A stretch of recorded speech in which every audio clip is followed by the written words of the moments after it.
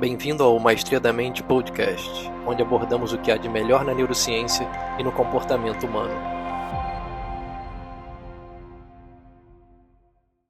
Fala pessoal, tudo bem? Hoje eu estou aqui com o Vitor Andrade. Vitor é diretor da BPBE, é uma pessoa que é referência em práticas baseadas em evidência, principalmente dentro da área da psicologia. Vitor, obrigado por estar aqui comigo hoje. Queria que você se apresentasse e contasse um pouco da sua jornada, desde a sua adolescência até onde você chegou hoje, né? Está fazendo mestrado na UFMG. E, enfim, conta um pouquinho para a gente da sua trajetória e como você chegou onde você está hoje. Ok, obrigado, Thiago. Desde a adolescência é muita coisa, hein? Mas eu vou fazer aqui alguns recortes. Meu nome é Vitor, como o Thiago bem trouxe, né? Eu sou diretor da Associação Brasileira de Psicologia Baseada em Evidências. Minha história, Thiago, talvez a gente possa remontar aí à minha época de ensino médio, né? Em que, por diversas razões, tive bastante interesse em filosofia, né? Filosofia me ajudou a ter um pensamento crítico sobre o mundo como um todo, me fez ter a primeira paixão de fato na vida, de falar, olha, realmente aquilo vale a pena trabalhar, aquilo vale a pena investir. E por conta dessas discussões fundamentais, sobretudo de esclarecimento conceitual, né? A filosofia, a gente fala que geralmente que é a base da ciência, né? Acho que ela talvez possa ser colocada como uma base conceitual, porque ela define termos muito fundamentais que são utilizados na ciência, como verdade, ciência, ética. E isso me fez ser cativado pela filosofia, e durante a graduação foi muito conturbada, porque a gente sabe como que são as humanidades, né? Sempre em relação ao governo é um caso muito estável, e a gente estava numa época em que o ministro da Educação, né, o Weintraub, resolveu fazer um corte nos cursos de humanas, falando que filosofia era inútil e tudo mais. Eu falei, isso aí é tolice, mas, Tiago, a comunidade de filosofia teve uma resposta muito curiosa, que não foi dizer, não, a filosofia de fato está ajudando a sociedade e tudo mais. Não, é inútil sim, mas tem que financiar. Isso me incomodou muito. Por quê? Porque, de fato, algumas discussões filosóficas são inúteis, né? Por exemplo, eu gosto sempre desse exemplo, porque são buracos. Isso é uma discussão filosófica, né? Se você parar para pensar, talvez buraco não exista, porque buraco é a negação de algo, né? Então, não é a afirmação de alguma coisa, né? É a negação de... Mas, enfim, isso aí não tem grande impacto prático, tal como outras discussões de ciência não têm impacto prático, como, por exemplo, discussões de astronomia sobre se há um planeta todo feito de ouro a 5 milhões de anos-luz. Impacto prático não tem, mas é Tem? interessante, né? Mas a grande questão é que a filosofia tem sim um impacto prático em relação a essas discussões, como eu falei, que orientam as ciências, né? Como, por exemplo, definições de conceitos, discussões éticas sobre como a gente deve agir. Será que o modo como nós tratamos os animais realmente está condizente, né? Ou os animais têm direitos morais pelo qual nós devemos preservá-los, né? Testes em animais, né? Já esbarra bastante do ponto de vista científico sobre uma deliberação moral. Então eu comecei a me interessar por esses tópicos e comecei a investir em falar de filosofia em termos práticos. Assim, o que que a filosofia pode ajudar a sociedade e as ciências. E aí comecei a fazer divulgação científica, né, na pandemia, e nessa divulgação, muitas pessoas de psicologia se interessaram. Foi aí que eu tive o contato, de fato, com psicólogos, com a psicologia, porque eu percebia que muitas das dúvidas que eles tinham advinham de disputas epistemológicas que a psicologia possuía, que estavam não resolvidas hoje e que dependiam de filosofia, Uhum. né? Então, muito se discutia, por exemplo, se existe verdade absoluta. E para eles era importante isso, porque hoje se vive uma coisa chamada relativismo de abordagem, e vem num papo de muito cada um tem sua verdade, sabe? E aí, isso não é um tópico mais de psicologia, você entende? É um tópico de filosofia. Sim.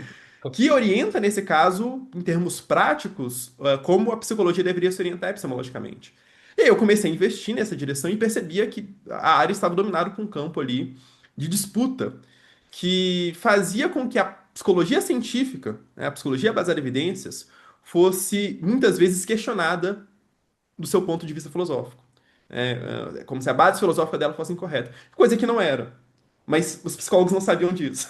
Eu começando a fazer divulgação de filosofia, eu falei, não, de fato, se a gente olhar filosoficamente, o que a gente tem de mais atualizado, o que a gente tem de mais robusto, A psicologia baseada em evidências tem sim uma boa fundamentação filosófica e orientações que nos levam na direção daquilo que provavelmente os filósofos da ciência acreditam que é mais razoável.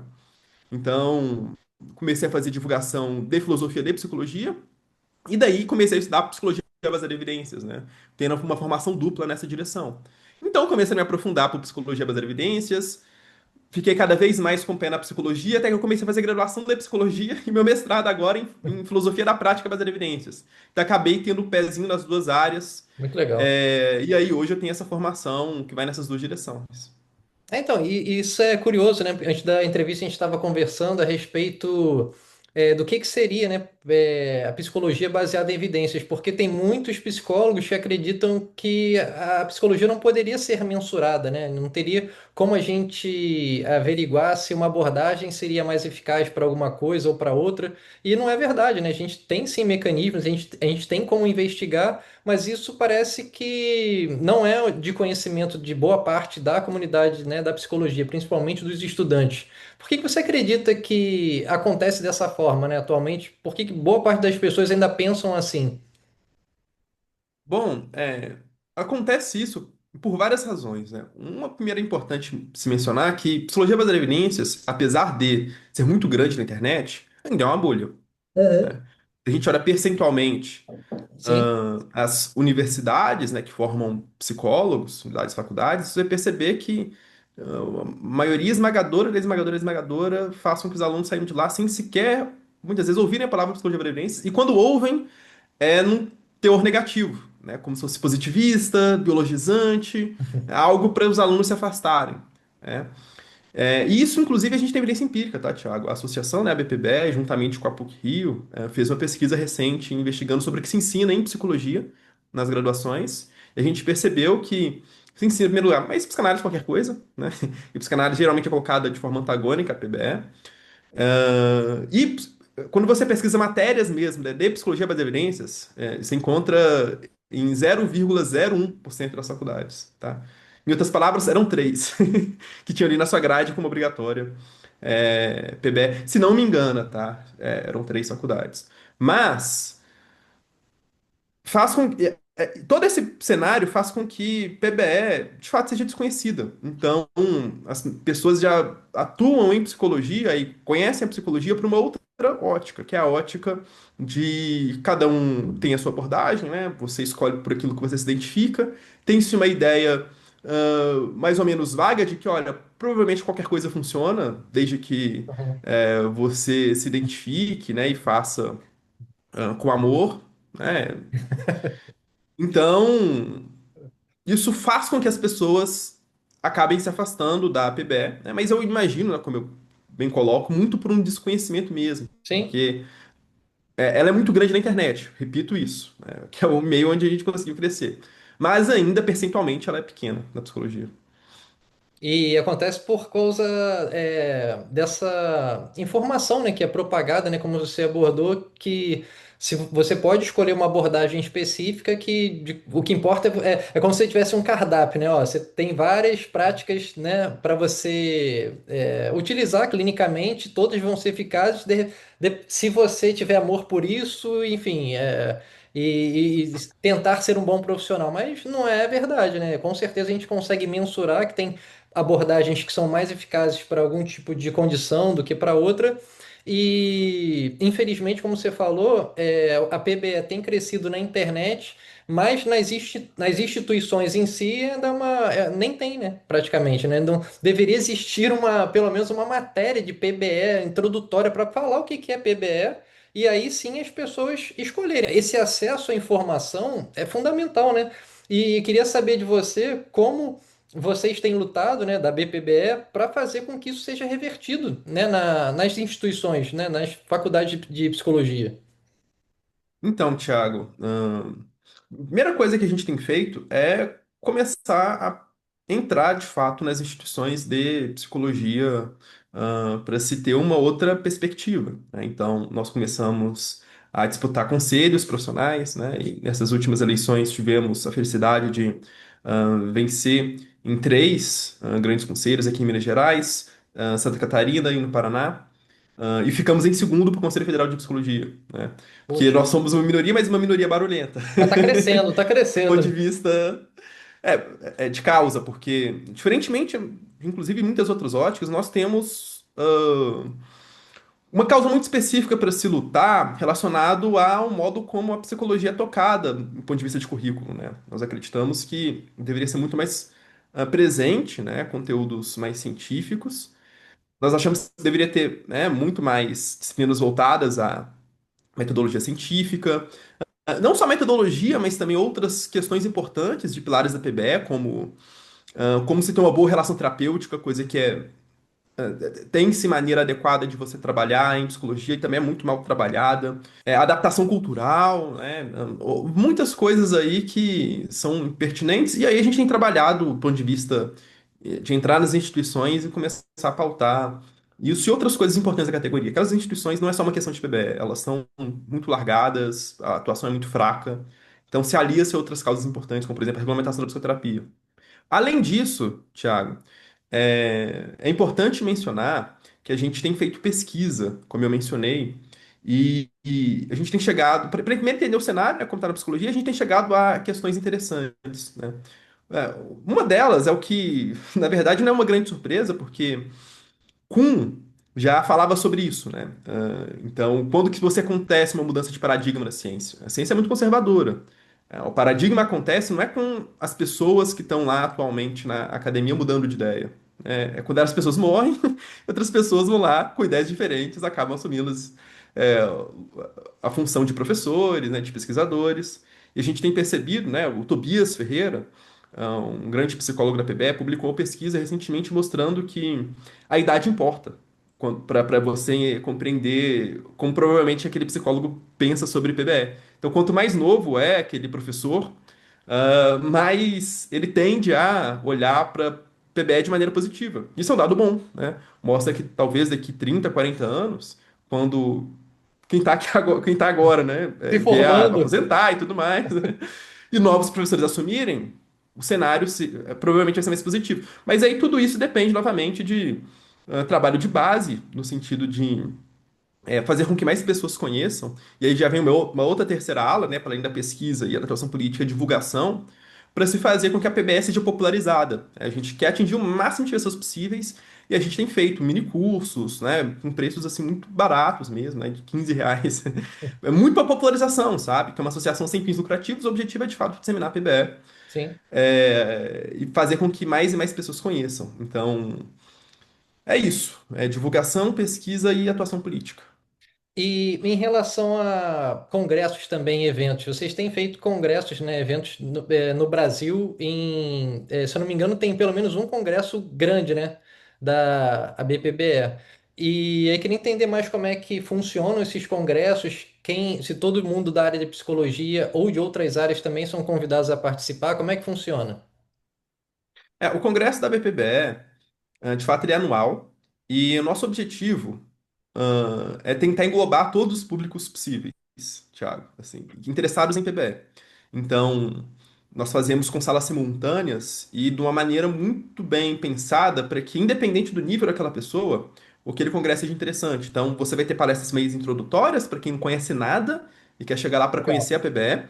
Você vai ter coisas mais medianas e avançadas para quem já conhece da coisa e quer conteúdo especializado. E aí a gente divide as salas meio com uma diferença de aprofundamento, né? Então, a gente chama desde divulgadores, que são muito famosos, que vão falar de uma maneira, às vezes, né, muito mais palatável para as pessoas, mas também pesquisadores que estão ali na academia que vão trazer conteúdos mais avançados.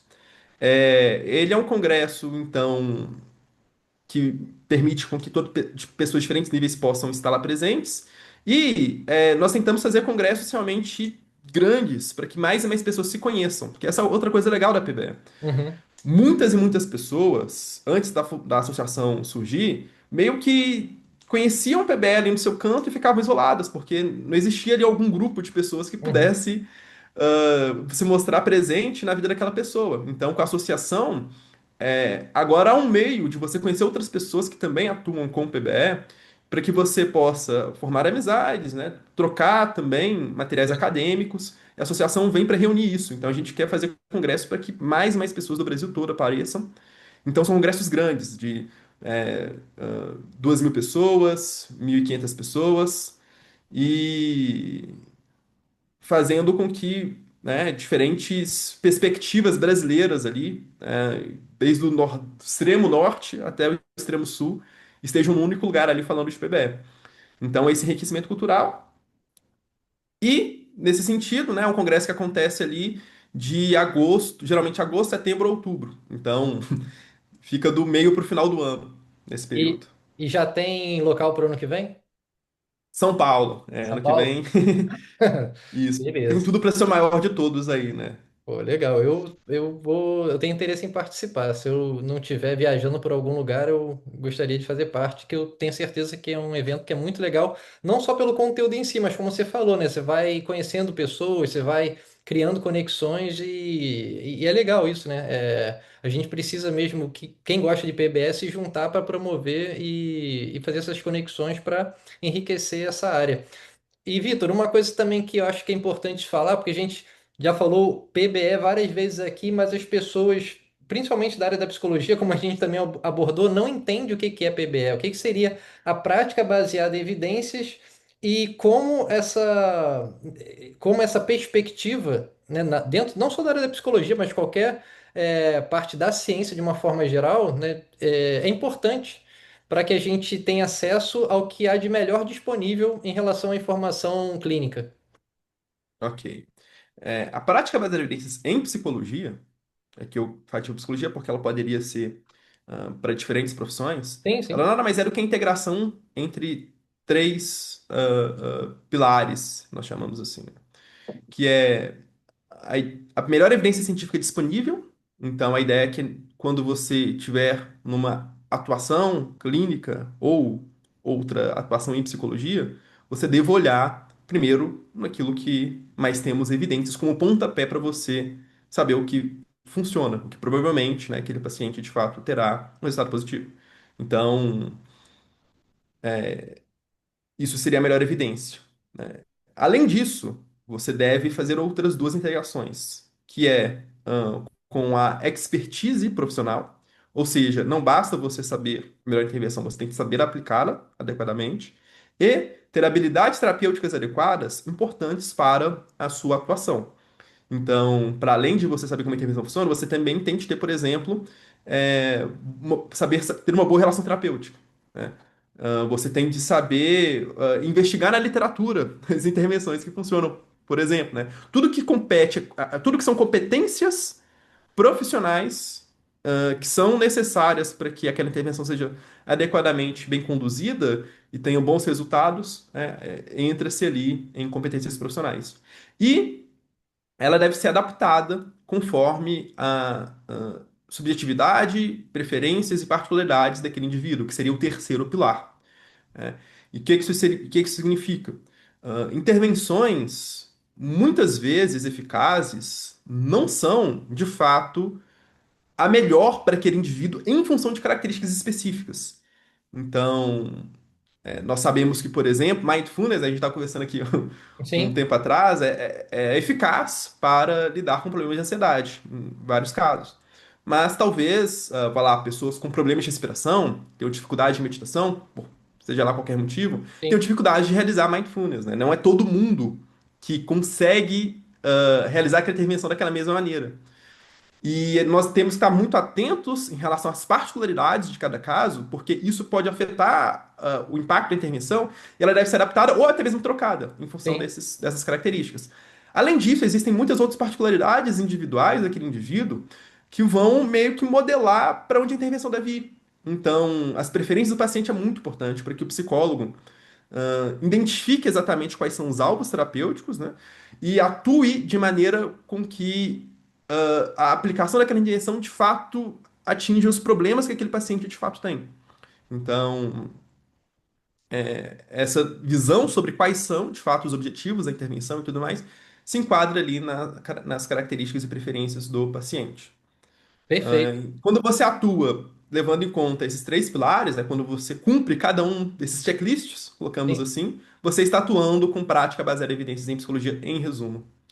Pô, perfeito. E uma coisa que eu percebo bastante também é que, como essa falta de conhecimento em relação ao que é PBE, eu vejo muitos psicólogos fazendo cursos, cursos livres, que a gente tava até falando aqui com você sobre hipnose, né? Tem psicólogo, psiquiatras, inclusive, que não têm conhecimento de PBE, infelizmente, fazem cursos desse de final de semana, de hipnose, de PNL, enfim, desses cursos livres e acabam utilizando práticas pseudocientíficas achando que podem tratar um paciente de forma mais rápida. Infelizmente, é, isso não faz o menor sentido, né?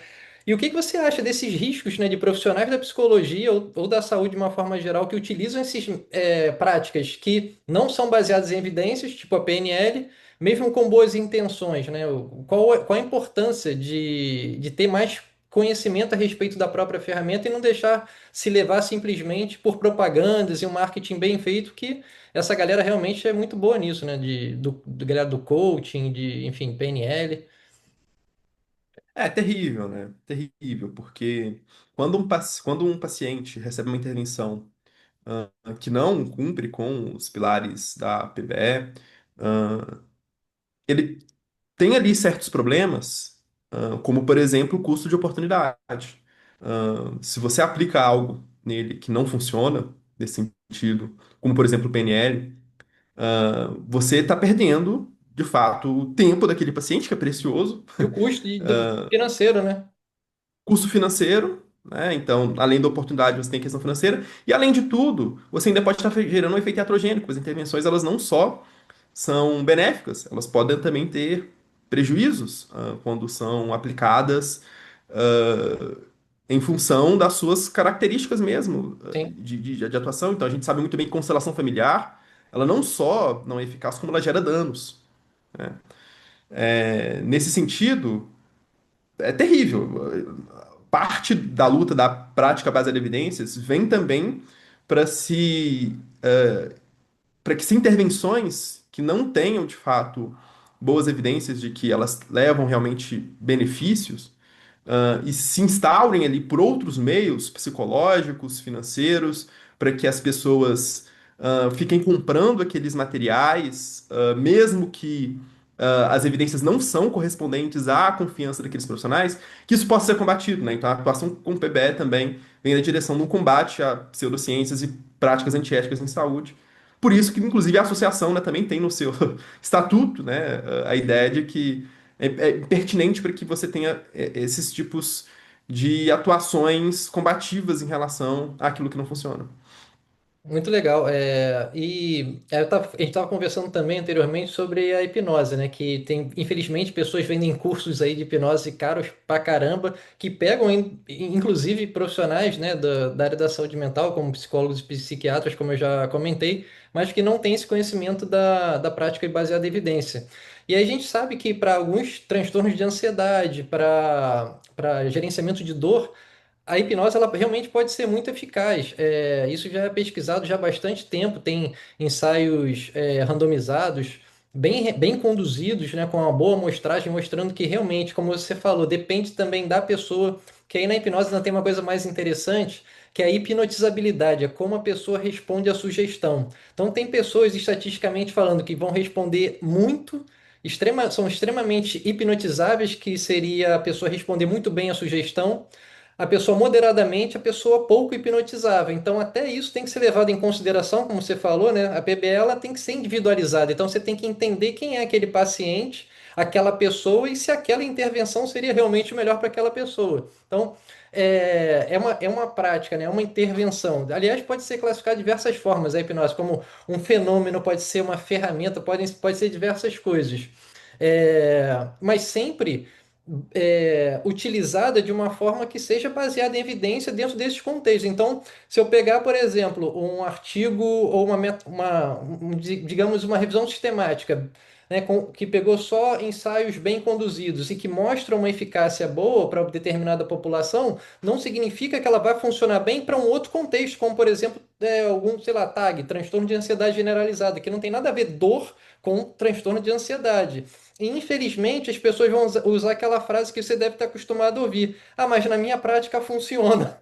E aí a pessoa confundem as coisas, né? Porque elas não conseguem nem descobrir onde tem evidência de boa qualidade e como ela deveria ser aplicada dentro do contexto daquela pessoa, porque muitas vezes ela utiliza práticas pseudocientíficas que, na mente dela, geram bons resultados, mas o resultado nem é por causa da intervenção em si, são por causa de outros fatores que levam à melhora do paciente. Então, o que que você tem a dizer, né, para essas pessoas que infelizmente ainda dizem, ah, não, mas na minha prática funciona. Como é que você vai dizer, Vitor, que PNL não funciona se eu utilizo na clínica e vejo resultados? Né? Tipo, como é que você argumentaria com uma pessoa que responde a isso? A resposta imediata é que a observação clínica ela é muito frágil. Nós uma coisa muito importante da ciência, tá? E que fez com que, de fato, a gente saísse do entendimento senso comum para grandes descobertas, é sempre uma desconfiança à nossa própria observação. Aquilo que nos aparenta pelos olhos, muitas vezes não é o que realmente aparenta ser. Então, se eu olho, pela minha prática cotidiana, a Terra é plana. Eu olho assim, eu não estou vendo nenhuma. Não me parece que a Terra tem algum formato esférico, no caso geoide, né? Que seria o Sim, termo mais correto. Mas, questionando as minhas próprias faculdades de observação e buscando dados, que nós chamamos inferenciais, ou seja, por meio de experimentos, tentando testar se as minhas observações realmente condizem com a realidade, a gente percebe que não, elas enganam muitas vezes, né? E a observação clínica vai na mesmíssima direção. Então, por meio de pesquisa, nós sabemos que existem coisas chamadas fatores de confusão, que afetam o modo como a nossa observação clínica, de fato se dá. E nos faz pensar que, muitas vezes, por exemplo, uma intervenção esteja fazendo bem para um paciente em função da intervenção, quando, na verdade, pode não ser em função da intervenção, ou talvez aquele paciente de fato nem tenha tido a melhora como a gente pensa que ele teve, né? Então, essa desconfiança sobre as nossas faculdades nos fazem ter mais ceticismo em relação a frases do tipo, a minha prática funciona. Tô vendo na prática que funciona. E aí eu vou recorrer a outros meios que podem limitar esses vieses. Como, por exemplo, me apoiar em pesquisa científica. sim. E como você falou, né, a melhora do paciente, né, diante do caso que ele esteja tentando resolver, ou se aprimorar, isso pode ser algo relacionado a outra coisa que não esteja relacionada ao próprio processo psicoterapêutico, né? Isso é importante também porque chega num outro ponto que você abordou, que é essa questão da psicoterapia ser livre no Brasil, que é um perigo, né? Porque é a mesma coisa, você seria cirurgião sem fazer medicina? Eu acho errado, mas para psicologia parece que, né, para a saúde mental de uma forma geral, a importância não é a mesma, né? Nem foi dizer parece, porque não é a mesma. Então, qual é a luta, né, da ABPBE em relação a isso, de fazer com que realmente os profissionais, né, que fazem psicoterapia sejam realmente profissionais capacitados para promover uma melhora do paciente? Para as pessoas entenderem que a gente fala regulamentação, que as pessoas acham que não sabem. Qualquer um pode ser psicoterapeuta no Brasil. Sim, Isso é bizarro. Bizarro. bizarro. Hoje, minha mãe, né, não tem nada a ver com psicologia, ela pode abrir um consultório, se intitular como psicoterapeuta e atender pessoas. Não, não é crime. Não é crime fazer isso. Tá dentro da lei. Porque a psicoterapia não é regulamentada, basicamente. Então, como não há lei sobre psicoterapia, qualquer um pode atuar. Bem, isso permitiu com que nós tivéssemos um fenômeno muito curioso no Brasil, que é o surgimento de vários cursos de formação livre de 12 semanas ou até menos para 12 fazer tem com que um um final de psicoterapeuta. semana o cara vira hipnoterapeuta. O cara faz sábado e Um domingo, final de semana, sai tratando tudo em 2 dias. meu Deus do céu. Então, eu lembro que na época, né, eu fiz uma grande pesquisa sobre isso para poder analisar um pouco desse mercado que se criou, né, de formação de psicoterapeuta. E a cada coisa, Thiago, assim, inacreditável, né? A gente tem um grande nome aí, Ítalo Marcilli, nesse meio que ganha milhões de reais em cima desse tipo de atuação, porque a gente sabe a demanda que há na área de saúde mental. Cada vez mais os Sim. indicadores têm piorado, né? E quando você pesquisa no Brasil sobre os problemas do brasileiro, né, o que mais atormenta a vida, muita gente fala segurança, dificuldades financeiras, mas a saúde mental está lá em cima. Muito porque, inclusive, outras questões da vida que são negativas, como a própria questão financeira, a própria questão de segurança, afetam também a saúde mental. Com certeza. Então, mais pessoas têm procurado serviços de atendimento psicológico e pessoas vendo que não há regulamentação sobre isso se aproveitam dessa brecha para ganhar dinheiro, basicamente.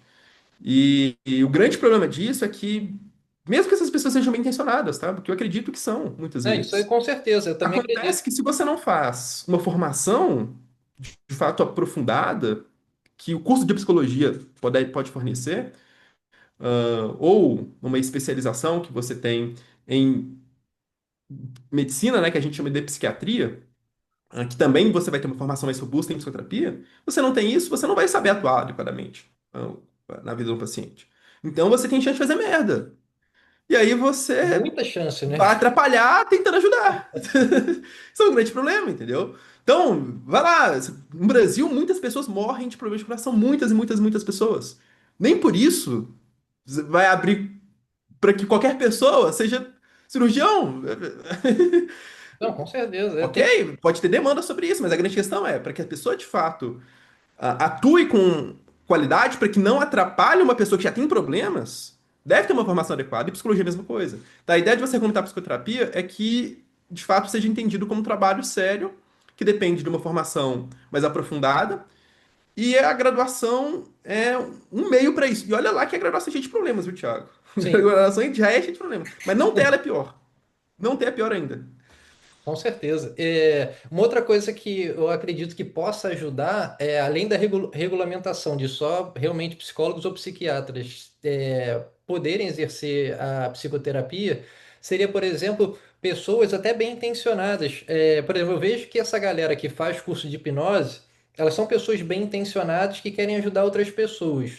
E realmente, né, como eu te falei, tem evidências para algumas situações, obviamente, pô, não é um terço do que dizem por aí, né? Falam cada absurdos que hipnose, pô, trata diabetes, cada coisa, assim, absurda mesmo, não tem menor plausibilidade.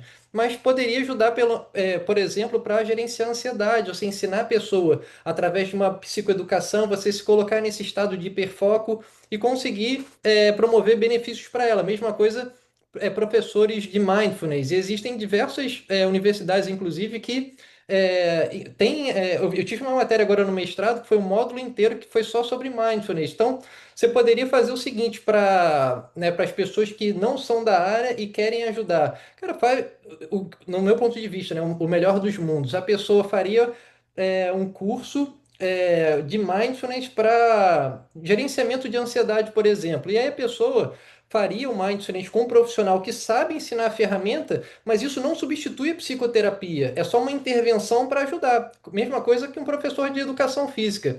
O exercício a gente sabe que é muito benéfico para a saúde mental. Se você tiver alguém te acompanhando nesse processo de fazer atividade física, óbvio que você vai melhorar pra caramba na parte física e na parte mental também. Então, acho que poderia ser, de repente, um caminho para as pessoas que querem ajudar, não têm a formação, e utilizarem intervenções e fazer essas intervenções com outras pessoas, mas não se rotular psicoterapeuta, porque a psicoterapia você tem que fazer com psicólogo e com psiquiatra.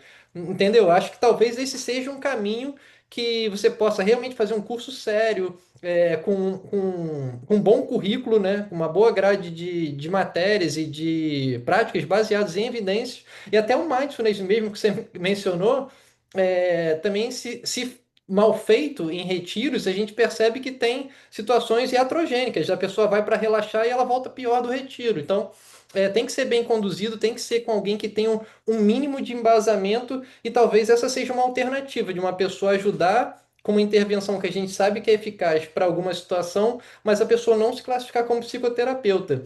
E outra coisa também que eu acho difícil é como se faria essa regulamentação, né? Porque sei lá, às vezes o cara pode falar, pô, eu não sou psicoterapeuta, eu jogo tarô, mas a pessoa vai lá jogar tarô e a pessoa vai lá e faz uma psicoterapia com ela, uma regressão de vidas passadas, por exemplo. Então, como é que seria essa fiscalização em relação, né, se a pessoa realmente está fazendo psicoterapia ou não? Você já chegou a pensar nisso? Vocês têm alguma coisa para investigar, né, caso alguém isso seja aprovado, né, que só psicólogo e psiquiatra possa ser psicoterapeuta, que isso seja realmente fiscalizado e colocado no dia a dia dos profissionais?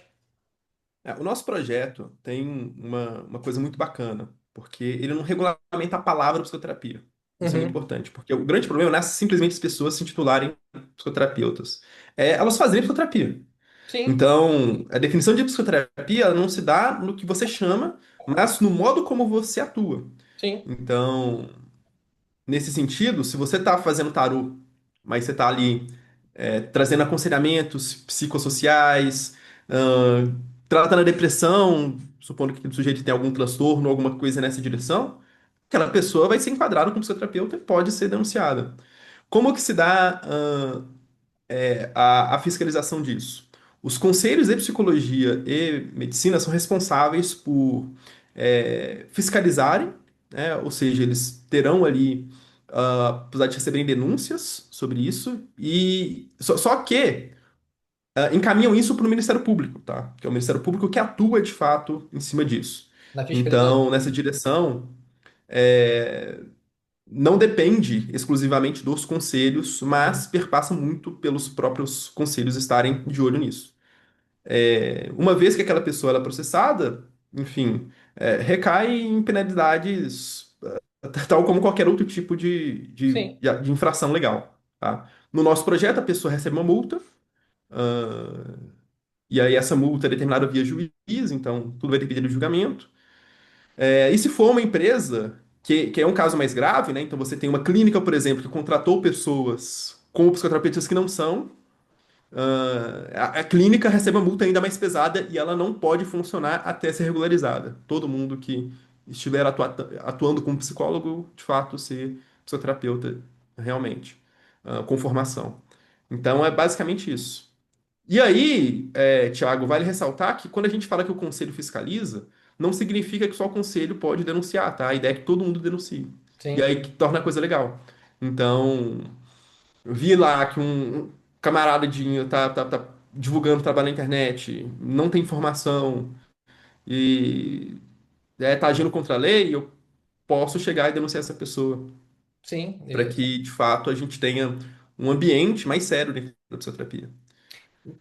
Mas e se, por exemplo, a pessoa for para o lado espiritual, né, que a gente até estava conversando também, como eu falei, de repente, pô, eu não sou psicoterapeuta, eu sou tarólogo ou sou, sei lá, um terapeuta que faz regressão a vidas passadas, e aí entra num campo que seria mais, sei lá, voltado à religião, alguma coisa nesse sentido. Também se enquadraria num caso de psicoterapia, ainda que seja, sabe, algo completamente fora da realidade? Aí que tá, Thiago. Isso são limitações de qualquer lei, né? Vão existir casos de barreira. Então, por exemplo, a psicoterapia não é religião, tá? Então, entende-se que você permite com que as pessoas tenham liberdade religiosa para professar, né, um culto, certos tipos, por meio de, né, aconselhamentos religiosos, ah, certas questões para a vida daquelas pessoas, né? Isso impacta a saúde mental, mas tudo vai depender de um julgamento, né? Então, é difícil você analisar assim porque vai depender de caso a caso. A cada caso deve ser avaliado para se entender se aquilo que o cara está chamando de religião não é só uma brecha para que seja visto como psicoterapia, ou se não é. Porque a psicoterapia ela tem características específicas, diferentemente da religião. Então, você vai ter um atendimento, né, geralmente semanal ou quinzenal. O sujeito paga por aquilo, né? É importante colocar esse ponto.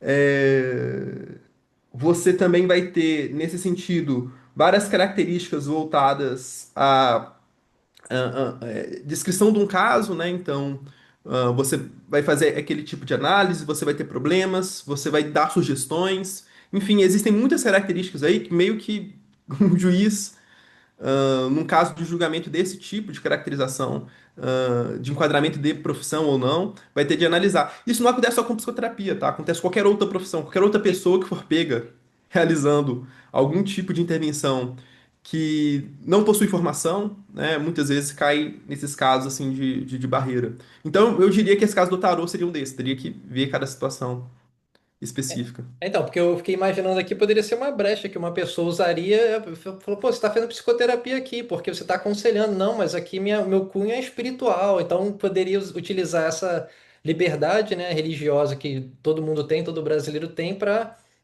utilizar como uma brecha mesmo para atuar como psicoterapeuta não sendo, né? Então, Ah, com é, certeza. isso aí é E, uma... e vão ter pessoas ainda assim, mas e isso, inclusive, algumas pessoas podem ser impunes, tá? Porque a lei é imperfeita. A legislação brasileira, inclusive, é complicada. Mas é melhor ter algum tipo de fiscalização do que não ter. Isso é Sim, muito importante, tá? com Então, certeza. E educar as antes você ter pessoas. algumas pessoas que se safem do que todo mundo que se safa. É, não dá nada pra ninguém, todo mundo. Pois E é. outra coisa que é interessante, Vitor, é que eu vejo assim coisas absurdas vendidas na internet, como você falou, e essa galera é boa de marketing, né? Porque como eles podem prometer qualquer coisa, porque não é baseado em evidência, cara, a oferta se torna muito atrativa e para mim o mais perigoso aqui que é ver lá reconhecido pelo MEC. Cara, isso eu fico, meu Deus do céu, como é que o MEC aprova isso, sabe? Isso é uma coisa também que vocês têm tentado combater? É, pós-graduação é uma coisa difícil no Brasil, Thiago. É, atualmente nós não estamos ainda com frentes voltadas à educação. É uma coisa que a gente já tem, né, inclusive, bons contatos no Ministério de Ciência e Tecnologia para se avançar coisas relacionadas a projeto, que a gente tem muitas coisas importantes, como, por exemplo, tentar tornar a prática baseada em evidências obrigatória no ensino de saúde. Acho que isso é fundamental. Pô, fundamental. Mas a gente tem um problema no Brasil, como você bem trouxe, né? Porque hoje abrir pós-graduação é muito fácil, cara. É muito fácil. Então, infelizmente, título de pós-graduado muitas vezes significa nada. Porque uma vez que você tem lá cumprir critérios básicos, que geralmente são mais de tempo, né? Sim. Então, geralmente um ano e Ó, meio ali de formação. fora as aulas, né? Pois é, mas a qualidade não é avaliada como se deveria avaliar, por exemplo, numa graduação, porque graduação, apesar de de graduação ser uma porcaria, você tem critério, cara. Você tem avaliação de alunos no final ali da turma. Como é que Se os avalia, alunos né? estiverem A sabendo nada, instituição. o curso pode ser derrubado, apesar de ser muito difícil, mas ainda pode ser derrubado. Pós-graduação não, cara. Então, a gente deveria ter critérios de qualidade, né, para poder começar a fazer com que o título de pós-graduação possa valer por alguma coisa, tá? Uhum. Nós não temos atuação nessa direção, mas a gente identifica esse problema sim e de fato uma pauta importante.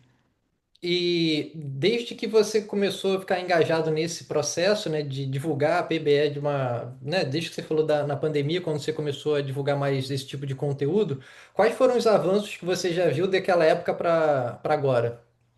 Inúmeros, inúmeros, cara. Poxa, o surgimento da associação, ele é o principal. A BPBE é a primeira e única instituição de prática baseada em evidências no Brasil, né, enquanto associação sem fins lucrativos. De lá para cá, isso eu estou falando de 4 anos, a associação ela já possui mais de 3 mil filiados. É a maior associação de filiados ativos, tá? De filiados ativos que outras associações divulgam o número de filiados, mas não são filiados que estão, de fato, adimplentes, né, e tudo mais. Uhum. A nossa associação provavelmente é a maior. E nessa direção, todos os projetos que a gente tem feito têm tido um impacto muito positivo, né? Então, a BPB agora abriu uma clínica social de atendimento gratuito para populações Legal. de vulnerabilidade no Brasil, por meio da psicologia das evidências, né?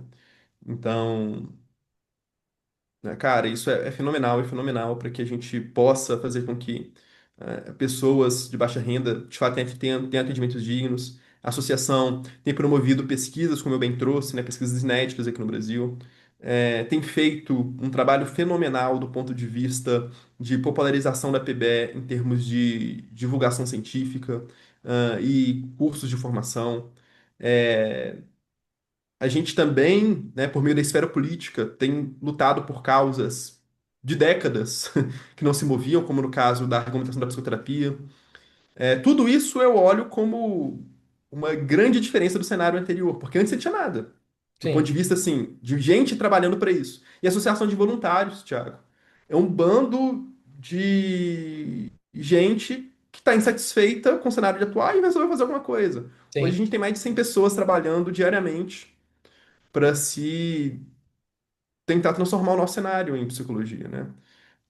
E felizmente eu já vim aqui anunciar, né, no seu podcast. Acho que eu não falei isso em outro lugar, né? Eu acho que eu devo ter falado no Instagram em algum momento, mas vão surgir outras associações, tá? Logo mais aí a gente vai ter a Associação Brasileira de Educação Baseada em Evidências e a Associação Brasileira de Medicina Baseada em Evidências, né? Pô, Muito por muito conta legal. do surgimento da BPBE.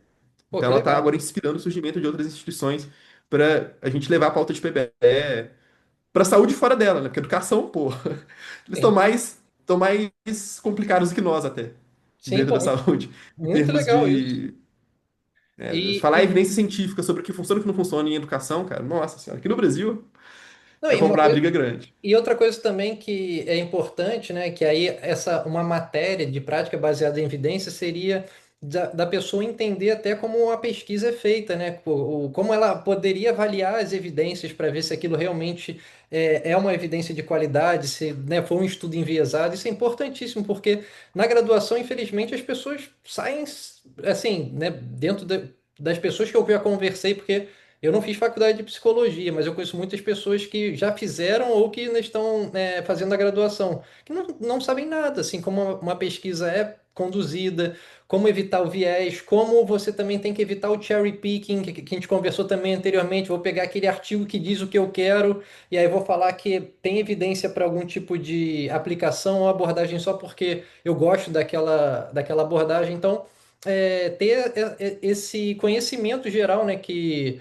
a PBE proporciona de você ser mais crítico em relação à informação que você vai consumir e vai colocar em prática na sua clínica para ajudar aquele teu paciente, né? Acho que isso é importantíssimo na graduação a pessoa já ter esse tipo de conhecimento de como a ciência funciona, porque eu não vejo, né, dessa forma. Provavelmente provavelmente não, com certeza você sabe muito melhor do que eu, se isso é de fato colocado para os estudantes, né, da graduação em psicologia ou não, porque as pessoas que eu Não, conheço não é.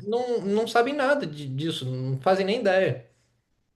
Não passa nem perto disso. Passa nem perto, infelizmente. Como a pessoa pode fazer para se associar à BPBE? Tem que ser estudante de É, psicologia, como é para a pessoa fazer parte? qualquer pessoa pode associar a BPB, desde que de fato concorde, né, com a causa da psicologia baseada em evidências. ah, e ela pode se filiar pelo site, né? Então, se escrever ABPB, é quase entrava a língua, né? Mas pode colocar o nome completo para não ter erro. A Associação Brasileira de Psicologia Baseada em Evidências. Lá ela vai encontrar um site, né? Dentro do site vai ter lá o que quero me filiar. O que que significa a pessoa se filiar? Ela vai demonstrar que, olha, ela se liga a essa causa, né?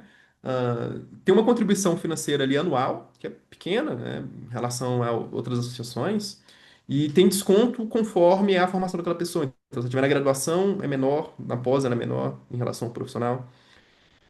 E nisso ela vai ter acesso à comunidade, que é um grupo de filiados ali de todo o Brasil, com trocas dos mais variados, né? Nesse sentido, a gente tem grupos de troca de materiais, nós temos grupos de discussão, nós temos também de indicação, de terapeutas, que é uma outra rede muito legal, porque qual que é a grande dificuldade que você tem muitas vezes, né? Além de querer estudar PBE, é saber quem está de fato atuando com PBE para você indicar terapeutas. Então, na BPBE você tem sistema de indicação, para você ter uma segurança maior de que o profissional que está indicando, olha, provavelmente ele deve ser um pouco mais seguro porque está aqui, né, preocupado com o PBE. E além disso, ela ganha descontos em muitos cursos de parceiros e também ela pode ser inserida num grupo local. Isso é uma parada recente que a UEPB tem e que vai revolucionar, cara. A ideia daqui para frente, né, agora que a gente já tem um tamanho nacional muito grande, é a gente formar BPBs regionais. Então tem uma BPB Minas Gerais, São Paulo, Rio, e a gente já tem grupos locais para as pessoas fazerem atividades, tanto de rolês, assim, que é muito legal, você sai muito Uhum, de sim. jovem, né? Então, o jovem gosta muito de sair, mas também começa a formar grupos de estudo, começar a fazer cursos, começar a fazer eventos locais, para daí a gente sair do online e também entrar nessa esfera mais presencial de atividades. Então ela se liga a gente, a outras pessoas da região que muitas vezes ela nem conhece, que pensam da mesma maneira. Então, você falou de algumas cidades, né? São Paulo, Rio, já existem esses grupos nessas cidades? Quais as cidades já teriam esses grupos de Nós já temos participantes? 16 estados, não vou lembrar de todos aqui de Pô, mas cabeça, muita gente, caraca, mas muito estado já. Pô, muito estado. A BPB só não tem filiado no Acre. Até hoje eu brinco, pô, não tem como alguém no Acre, porque já tem um tempo já que a gente já atingiu o Brasil todo, menos o Acre. Só que, em termos de instituição organizada mesmo, de pessoas fazendo encontro recorrente, são 16 e estamos para expandir. Vamos abrir um novo processo aí. Espero que no final de ano, se no final, se não for no final, vai ser no início do ano que vem, para completar aí, para ter praticamente todos os estados do Brasil. pô, legal. E dentro dessa sua experiência como diretor da BPBE, e essas práticas que a gente conversou, que não são baseadas em evidências, qual delas você acha que é a mais danosa e que ainda faz parte desse mainstream da galera da psicologia ainda?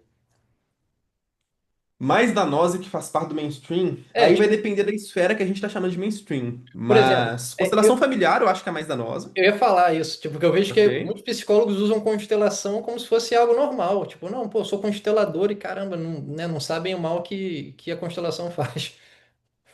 É difícil a gente só falar o termo mainstream porque os psicólogos têm uma postura meio ambígua com constelação. Então muita gente entendeu que aquilo é um problema, de fato, felizmente. Então existe uma contestação maior da constelação familiar na psicologia do que se tinha anteriormente. E a nota do conselho, a nota técnica do conselho, apesar de ser muito fraca, tá? Poderia ser muito melhor que aquilo. Foi uma movimentação tímida, mas pelo menos uma movimentação contrária à constelação. E isso já é interessante. Ah, mas existem outras intervenções, também de terapias integrativas, que atuam como intervenções em psicologia, mesmo que não sejam propriamente algo que um psicoterapeuta deveria fazer. Mas, por exemplo, né, o conselho, não sei se você sabe dessa história, né? Mas há décadas atrás tentou tornar, se não me engano, o Reiki, acho que é o Reiki mesmo, uma prática regulamentada para psicólogos atuarem. Cara, Cara, isso é bizarro, assim. Isso é bizarro. não. O STF barrou. Felizmente, você falou. Até o STF falou, não, cara, você não Até o pode STF achou botar psicólogo esquisito. pra fazer isso. Você vê o nível, né? Caralho. É, Não sabia disso. Porque, sim, pois é, pois é. Porque, inclusive, isso é um caso de entendimento, né? Você não pode, por meio, né, de um conselho profissional, simplesmente cooptar alguma profissão dessa maneira sem passar por congresso, sem passar por lei. Então, se por acaso os psicólogos em algum momento poderiam atuar com reiki, deveriam passar no congresso profissional isso. Espero que nunca passe. E a associação vai estar lá para não passar caso viesse uma coisa dessa direção. Mas, enfim, existe uma certa visão mais acrítica em relação a terapias integrativas, e eu acho que muitas dessas acabam perpassando pela psicologia até mais do que constelação, sabe? Qual E seria mesmo, inclusive, não tendo sido regulamentado, ainda psicólogos atuam com esse tipo de coisa, cara. e, Misturando na psicoterapia e tudo mais. e qual além da constelação você acha que seria tipo também um tipo, cara, não faz o menor sentido alguém, né, que, pô, tem a formação, tem a graduação na psicologia utilizar esse tipo de, sei lá, de ferramenta, do que quer Cara, o que próprio seja. reiki, cara. O que que é o reiki? O reiki é uma prática de imposição de mãos. Sim. Tiago, não há qualquer razão de você pensar que vai existir alguma energia, algum ah, que eu consigo transportar para alguma pessoa que isso vai ter algum impacto em qualquer desfecho de saúde, cara. Não é, Assim, e você isso não. sabe quem foi a pessoa que propagou isso, né? Uma das, pelo menos assim, não a única, mas com certeza a que mais propagou isso. Foi o Mesmer, cara, que foi o cara que é considerado por muitas pessoas o pai da hipnose moderna, que o que ele percebeu na época dele, né, lá no século XVIII? Ele percebia que ele conseguia dar sugestões para as pessoas e as pessoas melhorarem. Só que como ele não sabia responder isso num contexto neurológico ou neurocientífico na época, ele desenvolveu uma teoria muito doida chamada de magnetismo animal. Aí ele falava que as pessoas, todo mundo tinha um magnetismo que quando estava desequilibrado, causava algum tipo de dano para a pessoa. Podia ser o dano psicológico ou até mesmo físico algumas vezes. E aí o que que acontecia? Você precisava impor as suas mãos, que ele chamava de passes mesméricos, e aí a partir dali você reequilibrava esse magnetismo animal e a pessoa melhorava. E a pessoa melhorava quando tinha crises mesméricas, que eram um estado de estupor que muitas pessoas choravam, tinham convulsões, desmaiavam. Mais uma coisa até parecida com rituais religiosos, né, que acontecem hoje do que ciência em si. E aí o que que aconteceu, cara? O rei da França, Luís XVI, ele começou a perceber, não, os médicos perceberam que os pacientes do Mesmer, e o Mesmer era médico mesmo, não era só o psicoterapeuta, ele era médico. E a prática do Mesmer era melhor que a prática dos médicos da época. Porque a medicina era muito rudimentar. Inclusive, uma das coisas que os médicos faziam para melhorar a saúde mental das pessoas era fazer sangria. Então, pô, às vezes você chegava lá, eu tô com depressão, o cara fazia sangria para equilibrar o seu humor, aí tu ficava perdia Sai assim, anêmico. saía anêmico, e o Mesmer não, com a imposição de mão dele, ele era muito menos danoso, pela sugestão, ele melhorava o estado da pessoa, e aí os médicos franceses começaram a ficar com raiva dele, pediram para fazer essa banca com o rei Luís XVI. Aí nessa banca participou o Lavoisier, o Guillotine, o Benjamin Franklin, que apesar de ser americano estava em Paris na época, e aí eles chegaram na conclusão que realmente as pessoas melhoravam a partir da sugestão, mas não porque tinha um magnetismo animal, mas sim por causa de uma imaginação acalorada, foi a conclusão deles. As pessoas acreditavam tanto que iam melhorar que acabavam melhorando. E isso foi bem interessante também, porque eles acabaram utilizando um método de cegamento. Como é que eles perceberam isso? O Mesmer, ele começou a ficar tão popular que a só imposição de mãos não dava para ele atender todo mundo, porque ele era só um e tinha milhares de pessoas para ele atender. E aí ele fez um artefato chamado baquê, que aí as pessoas encostavam em ímãs, as pessoas ficavam magnetizadas, né, nesse ímã e reequilibrava esse magnetismo animal, e as pessoas encostavam lá e entravam nesse estado de estupor e melhoravam.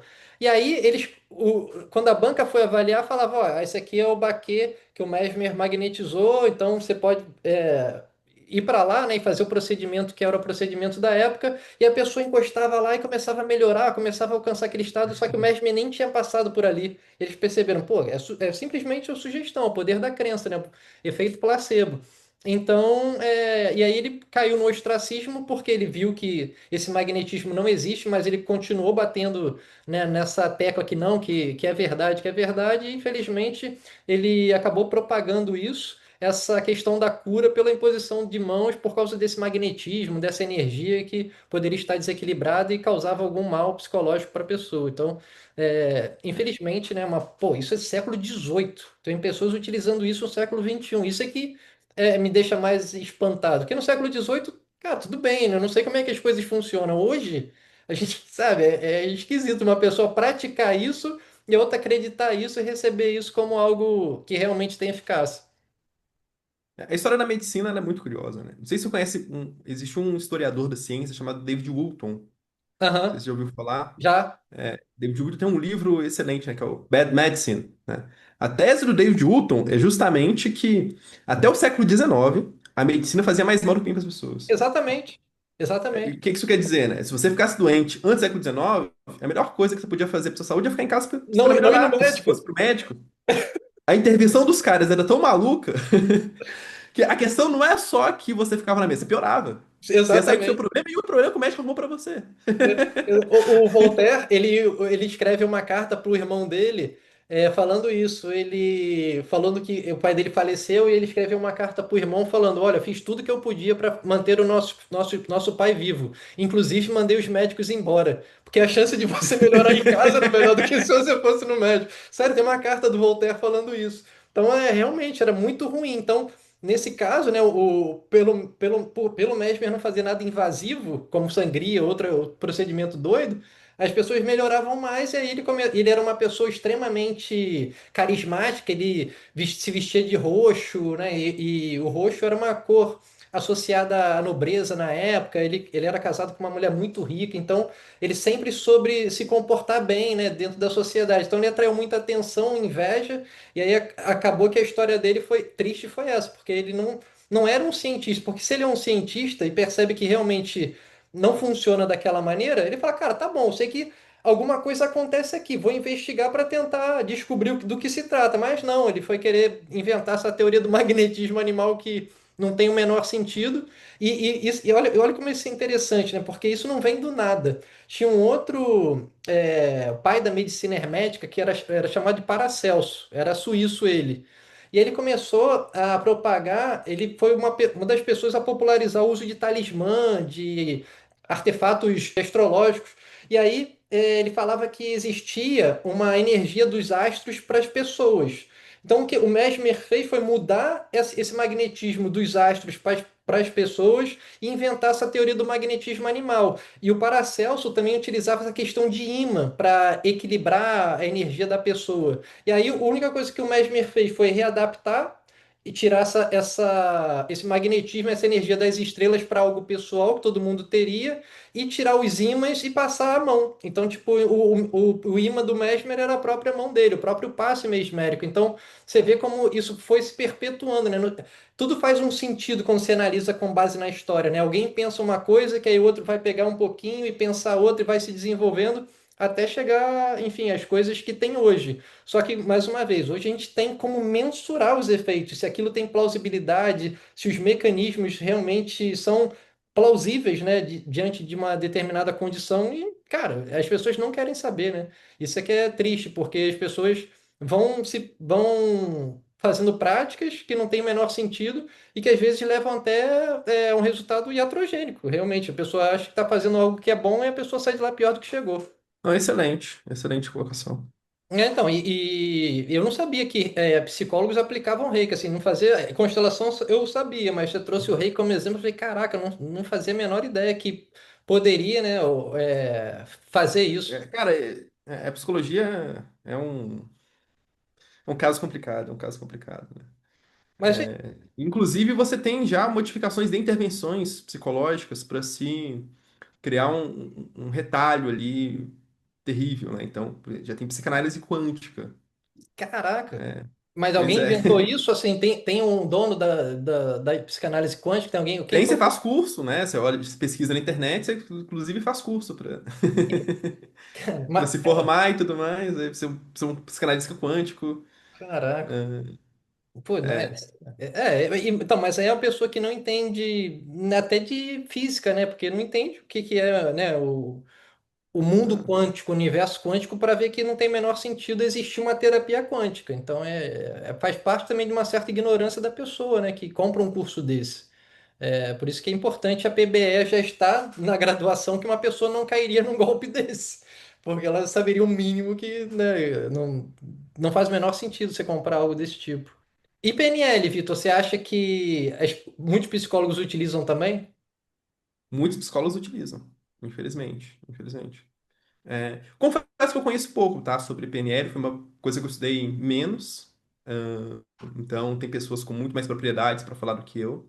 Uhum. Mas, de todos os relatos que eu tenho, tanto de pessoas que eu trabalho, quanto também de próprio conhecimento de área, aí, estando já com uma rodagem em relação a instituições de psicologia, bem inserido. Sim, então, eu vejo muitas pessoas, eu conheço diversos psicólogos, mas aí eu estou me restringindo aqui ao Rio de Janeiro, né? As pessoas que eu conheço. Aí eu queria, por isso que eu te perguntei, para saber se no resto do Brasil você percebe que as pessoas também utilizam, né, É. é, PNL para tratar, tipo, fobia, por exemplo. Tem gente que vende é, cura de fobia com uma sessão de PNL. Então, é como se fosse um manual, né? Você vai num curso desse, você pega lá um script e aí você faz isso com qualquer pessoa e aquilo funcionasse para todo mundo. Então, é realmente bizarro nesse O sentido. PNL tá muito inserido, né? Até no ensino, né, cara? Então, é, durante um bom tempo, não vou me lembrar que agora é do nome correto, tá? Então, eu posso falhar aqui em relação à instituição, mas tinha uma instituição de inglês muito famosa que usava PNL para ensinar inglês, assim. A pessoa pode usar tudo, né? Pode inventar o método que for, que infelizmente com bom marketing vai vender. É como você falou, né? O Ítalo Marcílio está vendendo o curso e, enfim, não tem uma fiscalização, né? Uma regulamentação em relação a isso. As pessoas estão comprando algo legal. Pô, Vitor, obrigado aí pela sua entrevista. Queria que você finalizasse falando como é que você vê a PBE aqui no Brasil. Eu sei que é algo difícil. O que você gostaria que tivesse acontecendo no Brasil daqui a 3 anos em relação à PBE, das pessoas estarem mais conscientes, a gente conseguir inserir isso dentro do currículo de graduação de psicologia. Como é que você gostaria de ver o Brasil daqui a 3 anos?